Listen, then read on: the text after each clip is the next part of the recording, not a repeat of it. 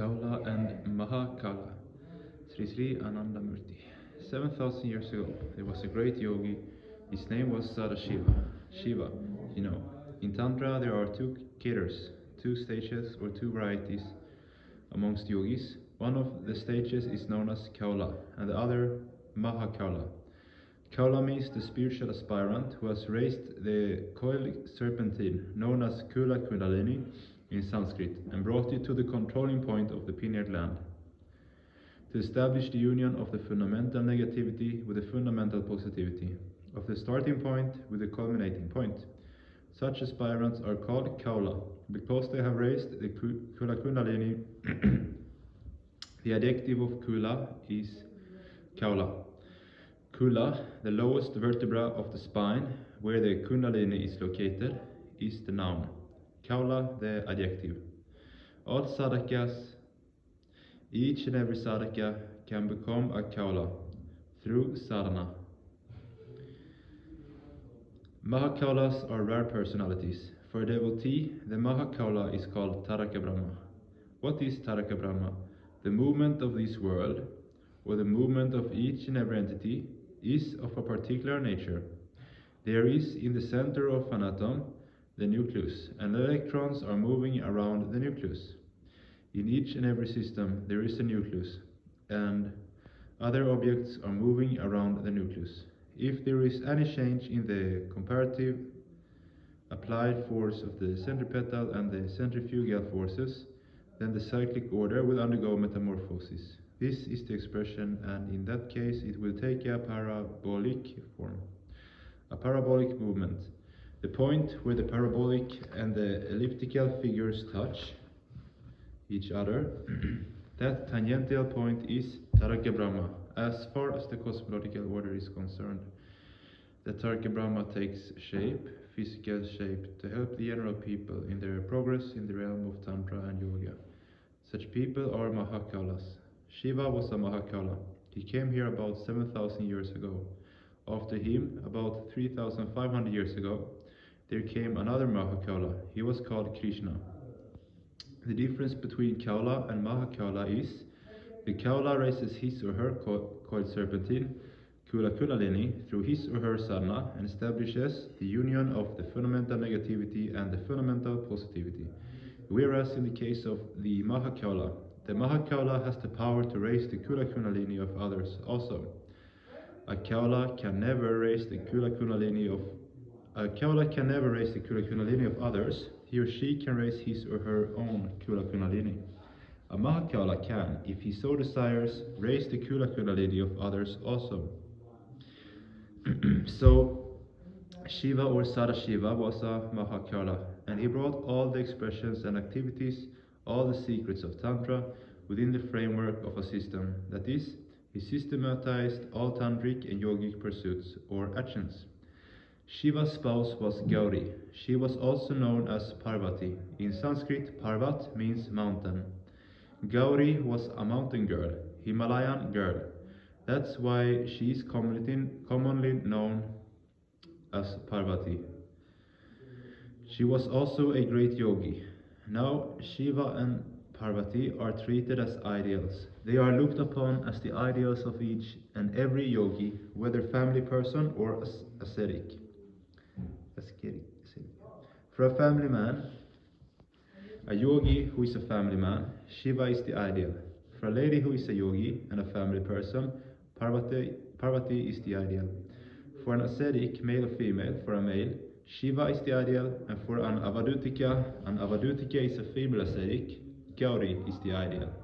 Parvati is the ideal. Now I think you have understood the story. It is not a story, it is a fact. And most of the books on yoga are nothing but conversations, dialogues between Shiva and Parvati. Shiva is treated as the ideal man and Parvati as the ideal lady. 23rd of April, 1969, Manila. Principles and practices of philosophy and spiritual system. Sri Sri Anandamurti. The subject matter of today's discourse is Principles and Practice of Philosophy and Spiritual System. Where principles emerge out of long practice, they can be materialized with little effort by anyone who has the sincerity of purpose and will to do so. Such principles are empirical and bound to succeed in practice. The time factor may, however, depend upon the intensity of the effort. The following four circumstances determine whether a set of principles will prove true and be materialized. 1. Hypocritical psychology. Some principles are ab initio insincere and produced with hypocritical mental effort. They are never meant to be put into practice. They are only intended to exploit a situation or a sentiment of the masses, and meant to befool the masses only. In the distant past, in the Middle Ages, and in modern times as well, we find many such theories in all the countries of the world, quoted in sweet and beguiling language. They are intended to confuse and befool the masses. The main reason for the depressed psychic condition of people's minds today is such hypocritical, psychological, intellectual extravaganza of the ages. Such theories exist in the social, the economic, and various other fields of human activity. This is the main reason for the crisis of civilization today.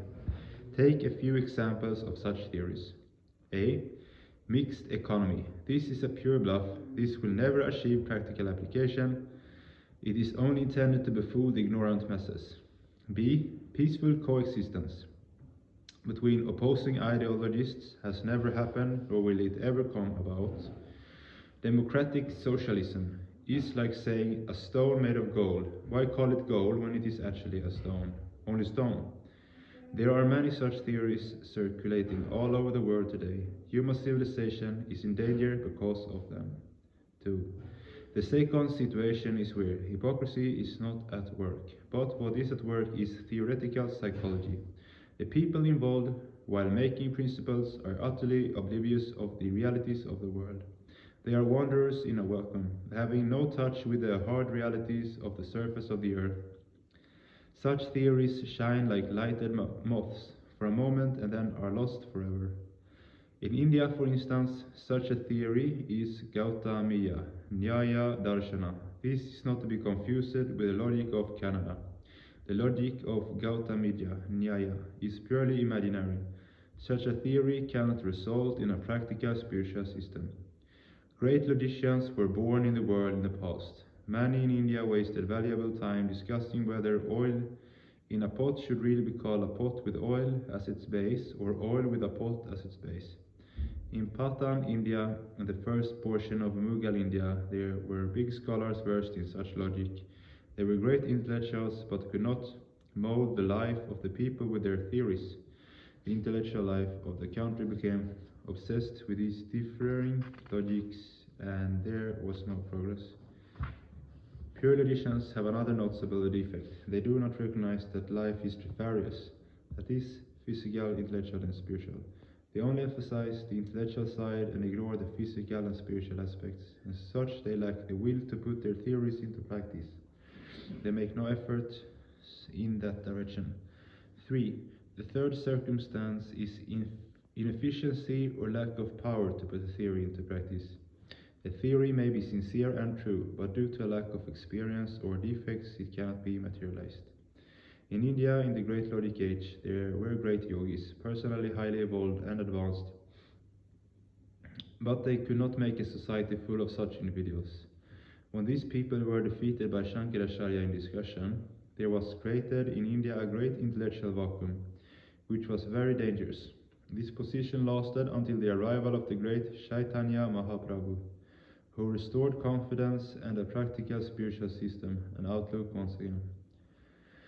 4. Environmental difficulty. This is another instance of theories which do not lack sincerity, but which were framed in a particular mental environment which does not exist in the practical world. Such theories are alright as far as they go on the psychic plane, but as the environment where they operate is different from the environment envisaged at the time of their making, they fail to materialize. 24th of April 1969, evening, Philippines. Longing for the great. Shishi Anandavati. Each and every living being has got the longing for the great Each and every human being wants to do something noble, something lasting. But the life of each and every person is not crowned with success, because the thing that a person requires most is proper guidance. There was a yogi king in ancient India about 3500 years ago, and his guide was Lord Krishna. Krishna was a great yogi. The name of that yogi king was Yudhishthira. Yudhi means in war battle, and Sthira means unaffected, unassailed, balanced. One who can maintain one's mental balance even in wartime is Yudhishthira. Now he was a yogi. Yogi means a practical person. A yogi has got little to do with theory. A yogi is not a theoretician. A yogi is a practical person. He was asked a question. That question was, what is the proper path, proper way? And the answer of King Yudhishthira was, let me repeat it in Sanskrit. Shrutayo vibhina smritayo vibhinaha naika munniryasya matam nabinam dharmasya tattvam nihitam guhayam bhajano yena gataha sa pantaha. The scriptures differs, the social codes differs. Each sage has a different opinion. The essence of Dharma lies deep in the mind. The realized one follows the true path. He replied that one is to follow the practical person and not the theoretician. The theory may or may not be a success in the field of application. It may be good in books, it may be good in theory, it may be good in contemplation, but it may or may not be useful in practical life. So a yogi, spiritual aspirant, has to follow the practical person. That is, a yogi is to follow a Mahayogi, great yogi. Shrutayo vibhinaha. Now there are so many scriptures in the world, but these scriptures vary from one another. Now the supporters of those scriptures, the supporters of each and every scripture say, ours is the message of God. It cannot be challenged. By saying this, that is, that it cannot be challenged, they try to block the intellectual progress of human society. By saying that one should not think beyond this, they want to do what? They try to block the intellectual progress of human society. They are enemies of human progress, they are enemies of human civilization.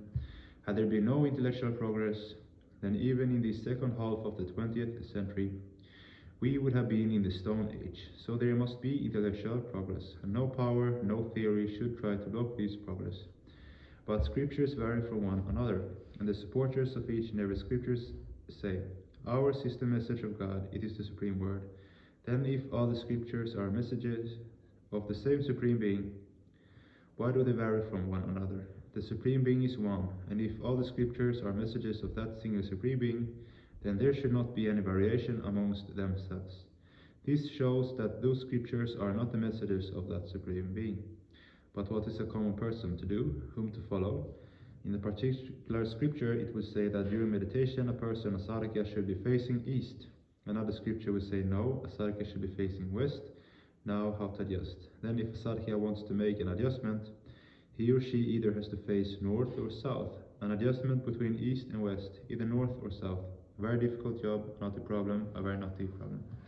Now these spiritual scriptures, not spiritual, those scriptures vary from one another. What is a common person to do?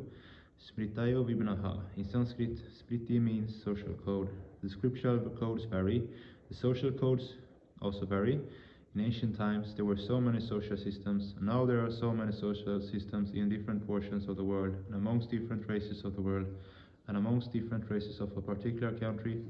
In the same country, there are so many social codes and social usages. Whom to follow, which one is absolute, which one is perfect, what is a common person to do, a very naughty problem, what to do and what not to do. Naika munniryasya matam nabinam. And intellectuals, you see, always quarrel amongst themselves. Non-intellectual people may have love and affection amongst themselves, but intellectuals, learned people always quarrel amongst themselves. And they think if a particular intellectual supports the view of another intellectual, well, it is rather an insultation to support others. One should create a particular school of thought of one's own. One should not support others, so intellectuals always quarrel amongst themselves.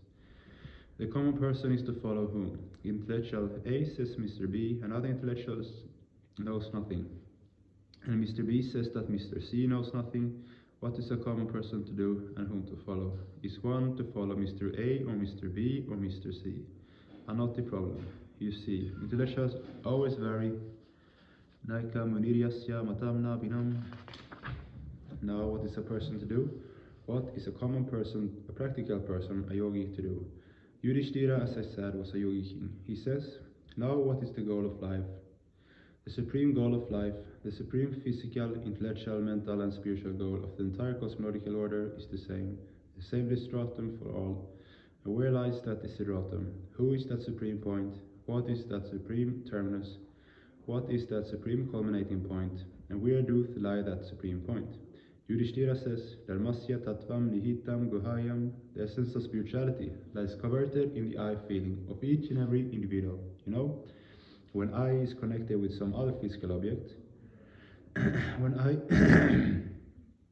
is connected with, related to some other physical being, then that physical being is the object. I is the subject, and that connecting link is the verbal expression I. Food, I eat food. I eat mango. This eat is the connecting link. Eat is the verbal expression. I water, drinking. I am drinking water. Here, I'm drinking is the connecting link, subject, object, and connecting link. Now there is I in each and every living being. There is one I in you. I'm going. I'm seeing Bábá. There is one I. Each and every individual has got one I. That I is connected with external physicalities, external objects. Now when I is connected with external objects, that I is the subtlest mind. That I is the subtlest portion of mind. I exist, this I is the subtlest point of mind, and exist. While saying exist, we indirectly say I exist in the world. I exist in such and such place. The object is mute here. The object is not expressed, but the object is understood. This I of I exist is the subtlest mind. I is the subtlest mind. Now you know, in the mind of each and every living being, there is this feeling of I exist. There is one I exist in you. I exist, I am, I exist. This is the subtlest mind. But don't you know that there is the feeling of I exist in you? You know it, you know this fact, that there is the feeling of I exist in you. Don't you know it? You know that there is a feeling of I exist in you. Then I know the fact that I exist. I know the fact that there is a feeling of I exist in me. Now, here the I of I exist, the subject of the sentence I exist is the subtlest mind. And the I of I know the fact that I exist. The subject of the sentence is, the subject of the sentence I know, that I is the Atman, is the spirit, is the soul, it is not mine. There is a feeling of I exist in me. I exist, that I is the subtlest mind. The feeling that I exist is in me. It's known to me, that knowing I know that I exist, that knowing I, that I of I know is the Atman, the spiritual, the soul, the spirit, the soul. Now this I exist is the subtlest mind, and it is called Guha in Sanskrit. And what is the essence of spirituality? The I of I know that I exist, that I of I know is the essence of spirituality. You know so many things, but you have to know yourself. When you know yourself, that stage, that stance is the supreme stance. And for that realization, to know your own I is your sadhana, is your spiritual practice. And when you know your own I, you try to know so many people, but you don't know yourself. It is just like a citizen of Manila. He wants to see Hong Kong, he wants to see Tokyo, he wants to see Rangoon, but he does not know Manila. First know Manila, first know yourself, first know your inner I. How, you know, a person can easily become omniscient. How can a living creature, a living being be omniscient? The secret is, if you want to know all, know one. And that one is your own I. If you want to know everything, if you try to know everything, you will not be able to know anything. If you want to know all, know one. And that one is your own I.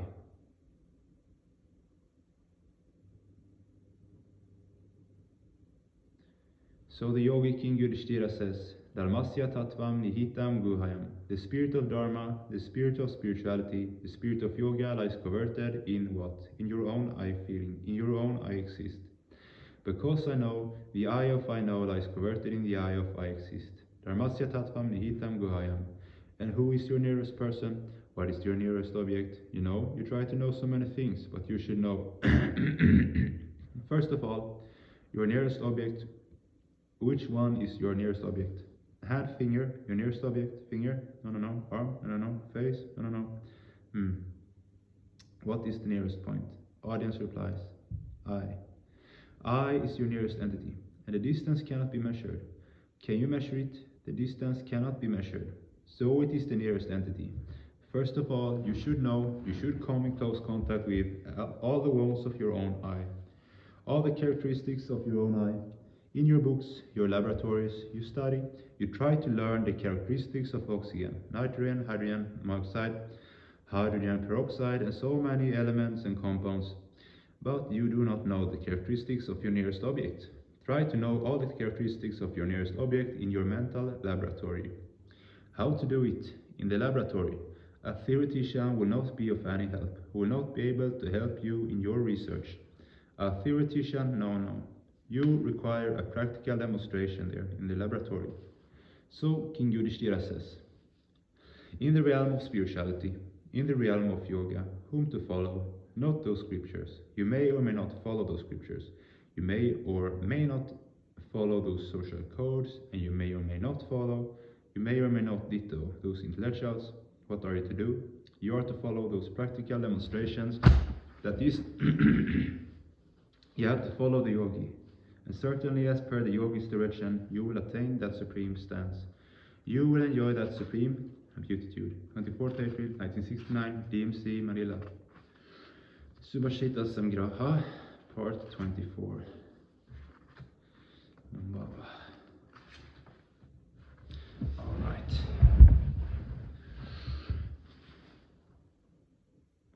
Surrender. Sri Sri Ananda Murti.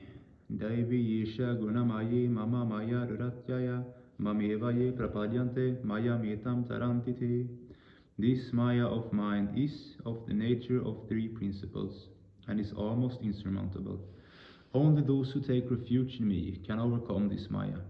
Lord Krishna says that his Maya, the force that creates confusion and distinction, is very powerful. It is insurmountable with jivas, living beings. But those who surrender unto me transcend these forces of mine with my help. If Maya is more powerful than jivas, will the children of God remain forever slaves of this force? Is there no hope? No, such a situation is become neither of God nor of his children. The secret lies in the word mine. This binding force is mine. I have used it for the play of my creation. Being mine, it is within my control to withdraw it from all or any, says the Lord. Hence, those who surrender to me can easily surmount this force. But what is the correct way to surrender? Prayer, asking God for this and that? There, the responsibility for what you ask is yours. You might ask for something very inferior, although you approach the all-powerful for it. The best prayer, therefore, is, O Lord, do whatever you think fit and best for me. I do not know in which way lies my good. You know. There was a demon who prayed that he might die neither during day nor night. During night, God granted the prayer, and he was killed at sunset. Twilight.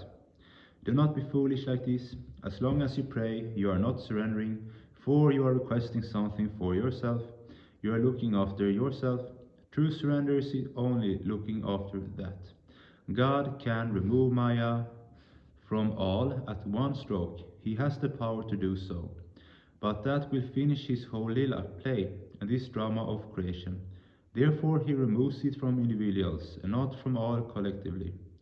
For the good of human society, Sarkya spiritual aspirants will tell others also about the method of this surrender and make them men and women of God. Individual progress depends upon the social environment also, and hence the need for prashara, spiritual propagation.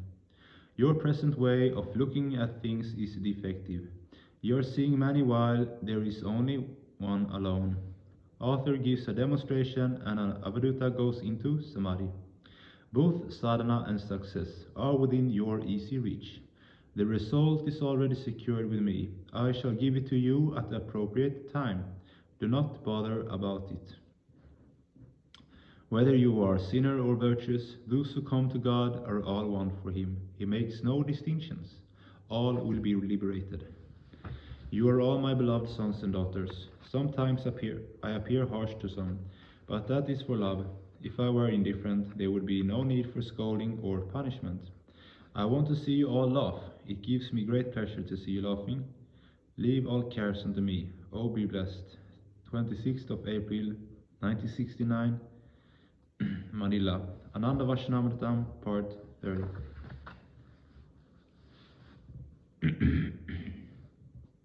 Baba's third visit to Mahárliká, August 10, 1979.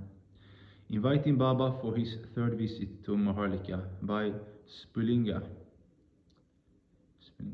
The first two visits of beloved Baba inspired all Mahárlikan Margis. Like most devotees, they wanted more of the Guru, to see him, listen to his discourses, laugh with him, and speak to him, and most importantly, a DMC and a probable private personal contact. Hence an invitation to Baba to come for the third time was discussed, planned and finalized.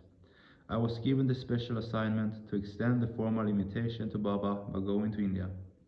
After a few days of being in Kolkata, I got a wonderful opportunity to travel with Baba in his car. While sitting beside Baba in the car, I asked, "Baba, how is your health?" Baba said, "I still have some slight pain in my feet due to the prolonged fasting, and my eyesight has become poor due to poisoning effects. However, I am slowly recovering by the grace of you children." I said, "Baba, I was sent here by the Filipino Margis to invite you to the Philippines to give them Dharma Mahachakra." Baba then answered with a naughty smile, "Are you inviting me for a change of climate or permanently?" I was taken aback and answered, "Permanently, Baba." Baba said, "Acha, acha." "Yes, or all right," with a big smile on his lips, asked, "Is there anything you want us to do before you come?" Baba replied, "The Bhukti Pradhana and the Upabhuktis must be elected." I also inquired, "Baba, I am writing a letter today to the Filipino Margis. Is there any message you want to give them?" Baba said, "The same message I gave to the world. I am not a politician, and I extend my hearty goodwill to the entire human society." And a long pause with a smile. "Tell them, when I go there, I shall address them, and they will enjoy Darshana. Tell them that I like the Philippines very much. I have been there twice. I enjoyed my stay there. When I was there, the Margis took me to a nice cool place called Baguio. I stayed there for 12 hours, and I also liked the place very much." Baba then reviewed the work in Mahárliká and asked about the different wings, the VSS, WWD, Prout, AMPS, Training Center in Davao, SDM, etc. I reported all I could, and Baba was pleased very much. Before getting out of the car, I said, "Baba, the Margis in the Philippines and the Dadas and Didis are extending their deepest Namaskara." At this point, Baba smiled lovingly and returned the Namaskara. Then I gave some letters sent by Margis.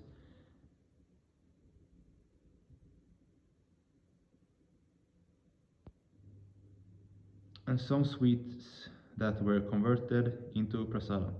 When I came back to Mahárliká, I was happy to share the prasada with Dadas, Didis, my brothers and sisters in Pakpo Jagriti during the weekly Dharma Chakra.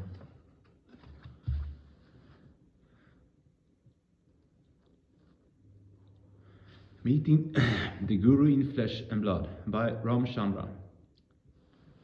After Brother Spulinga returned from India and narrated his experience with Baba, I had the privilege to visit my Guru in India. My duty was to hand over the plane tickets for the coming of the Marga Gurudeva, his PA, the General Secretary and other Acharya, us. Towards the end of October 1978, I arrived in Patna and reached Patliputra colony, where a big crowd was awaiting Baba's arrival. Baba arrived in his grey car. Amidst cheers and salutations, I had my first glimpse of the Marga Guru.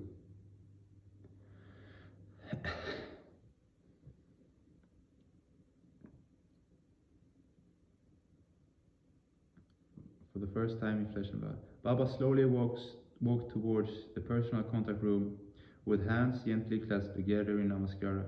He smiled at the Margis that formed a cordon as he passed. Dada Ramananda Ji, made me sit outside the room by the doors, guarded by the VSS in uniform. He explained that I could have my PC in spite of the regulation that Margis should stay for a few days before they get the chance of getting PC. I was an exemption because I had to leave the same day. Finally, after PC of 2 Margis ahead of me, it was my turn. I entered his room, dropped down in Sastang Pranam, full prostration, and remained in prostration until I heard him speak. He called me, "My little boy from the Philippines, how are you and the Filipino Margis?" I had to compose myself as I heard him ask this question. My voice cracked, but I managed to say, "They are all fine, and they all wanted me to convey to you their love and good wishes. We always think and talk about your health and pray you would come to Manila." His answer was, "They always think of me. Why don't I always think of them also?" I almost lost control of my composure when I heard these words spoken by Bábá, as if he wanted to say that, true enough, he has never failed to include the Filipino Margis in his thought, just like a father never failed to think about his children. I was so overwhelmed that I did not know what else to say. He then reminded me of proper utilization of these flesh, blood, and bones. He said, "My little boy, this flesh, blood, and bones must be utilized for the good of humanity." Before I left his room, he said, "Tell the Filipino Margis that in the first opportunity I will visit them." "Yes, Baba, I will tell them," I answered as I bade him Namaskar. It was quite an experience that was capped by Baba's talk in the general darshana that followed. He talked about the different Sanskrit names of the Paramapurusha. While taking down notes and occasionally sketching his portrait, I noticed that he stopped and looked around and spoke. "Where is the little boy from the Philippines?" I arose and got the surprise of a lifetime. He asked for my name and thereafter devoted the rest of the discourse in dissecting the name, Ramchandra, which he said is another name of the Paramapurusha, Supreme Consciousness.